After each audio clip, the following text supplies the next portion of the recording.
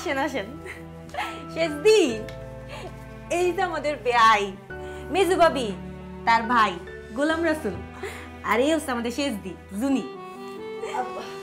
বসেন, আসিয়া বসতে দে। বসেন বসেন।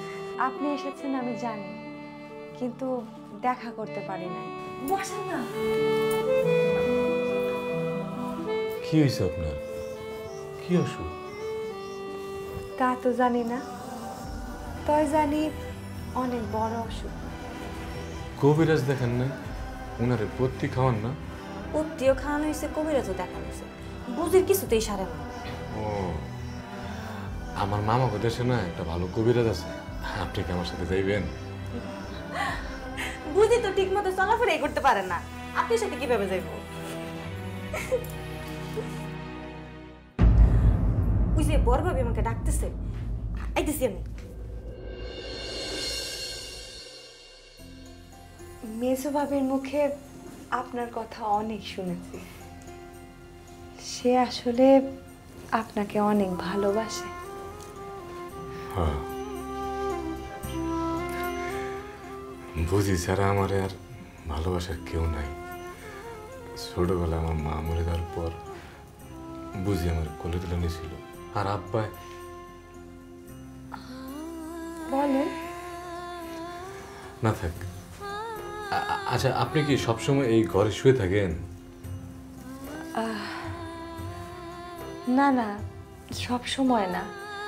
যখন অনেক দম আটকায় আসে, কিছুই আর ভালো লাগে না, তখন বের হই। আমার কি মনে হয় জানেন, আপনার আর বেশি দিন অসুখটা থাকবো না, আপনি ভালো হয়ে যাবেন। এই যে মশাই, আপনার ডাক পড়েছে। মেজু ভাবি, আপনার বুঝি আপনাকে ডাকতেছে, চলেন।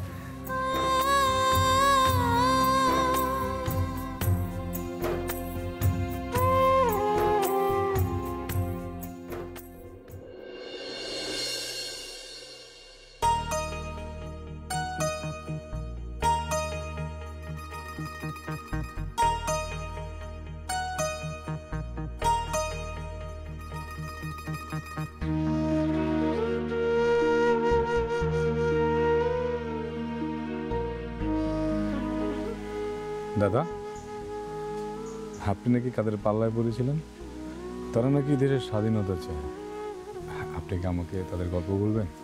একথা তোমার কে বলেছে? বুঝি বলেছে, আমি তাদের গল্প শুনতে চাই। বলবো বলবো, সে তো অনেক বড় গল্প। আমি যে মানুষগুলোর কথা বলতে চাই তারা অনেক বড় মনের মানুষ। তারা তো কিছু চায় না, না ভালো থাকতে চায়, ভালো খাতে চায়, ভালো পোশাকও চায় না, শুধু চায় এই দেশটারে মুক্ত করতে চায়। তারা সবাই কি আপনার বন্ধু?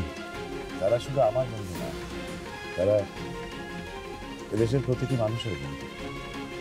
তারা তো মানুষের অধিকারের জন্য, দেশের জন্য জীবন দিতে প্রস্তুত। লুকিয়ে থাকে কেন? থাকে, লুকিয়ে থাকে। একদল দস্যুর হাত থেকে লুকিয়ে থাকে। যে দস্যুরা বাইরে থেকে এসে এই দেশটাকে দখল করেছে, এদেশের মানুষকে অত্যাচার করতেছে। আপনার এই বন্ধুরা কি পারবে ওদের আটকাতে? সেই জন্যই তো তারা আড়াল থেকে শক্তি সঞ্চয় করতেছে, যাতে শত্রুদের উপর আক্রমণ করতে পারে, যাতে ইংরেজদের এই দেশ ছাড়া করতে পারে। তাহলে তো যুদ্ধ করতে হবে। হ্যাঁ, যুদ্ধই তো, এ তো একরকম যুদ্ধ। দাদা, আপনি কি আপনার বন্ধুদের সাথে আমাকে পরিচয় করে দিবেন? দেব দেব, সময় সুযোগ হলেই পরিচয় করে দেব। আর ওদের সাথে মিশতে পারলে মানুষগুলো চিনতে পারবে, তখন তুমি নিজেও দেশের বন্ধু হয়ে যাবে। কিন্তু ওরা অস্ত্র কোথা থেকে পায়? পায় মানে জোগাড় করে। অস্ত্র জোগাড় করাটা তো সহজ না। এই সেদিন রডা অ্যান্ড কোম্পানি কলকাতায় তাদের কিছু অস্ত্র ব্রিটিশদের গোডাউনে যাচ্ছিল।